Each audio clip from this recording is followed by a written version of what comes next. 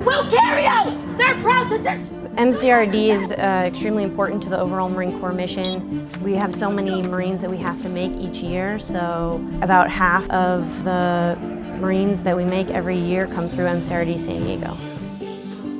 This cycle is different just because we, for the very first time, have integrated an entire company.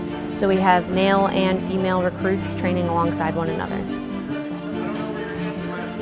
So when the recruits arrive here at MCRD San Diego, before they can even join a training company, they're required to do a mandatory 2-week quarantine before they can pick up with the training company, and they're also required to take COVID tests to make sure that they are COVID-free so that they can begin training. So in the morning we get up, they knock on the hatches and get up at 5 in the morning. That's their time if you want to shower. And then it's lessons laid out for the day. They have videos up on YouTube and workout times 2 times a day. They come by our rooms every day to quiz us, and so we have to know all of our knowledge, general orders, Marine Corps history, and everything like that. What I take care of is I receive recruits, we process them throughout the day, take them to medical, dental, all the essentials that they'll need before pickup day on Friday.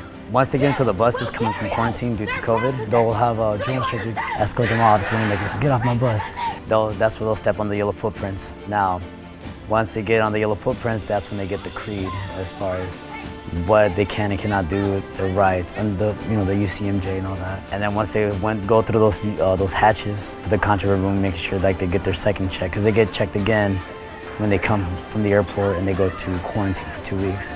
Now, once they get screened and make their phone call home, they go to supply and get all the essentials that they're going to need while here in receiving. Then they'll go dropped off to their designated platoon, and they'll go to their drill instructor, which would be like myself. Then they'll go to the moment of truth. Anything that like they didn't disclose to them, something like that. Once they've been screened from that, they'll get dropped off back to myself or one of the other drill instructors. And mind you, all this takes some minutes. That's usually within an hour once I receive them. So the IST is the initial strength test, which is the first physical fitness test that the recruits take when they show up here at MCRD San Diego. Once they're done with their quarantine and they're about to begin training, ultimately they have to pass the IST before they can begin training with a recruit training company. It's important for the recruits to be able to pass the IST before they can begin training to make sure that they are physically capable to meet the rigors and the demands of recruit training, the physical abilities that they'll have to make sure that they can maintain before they can actually start training.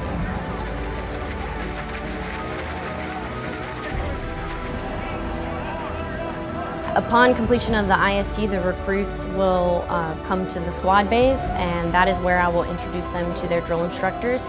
And ultimately, that's when the drill instructors will take over and start training the recruits.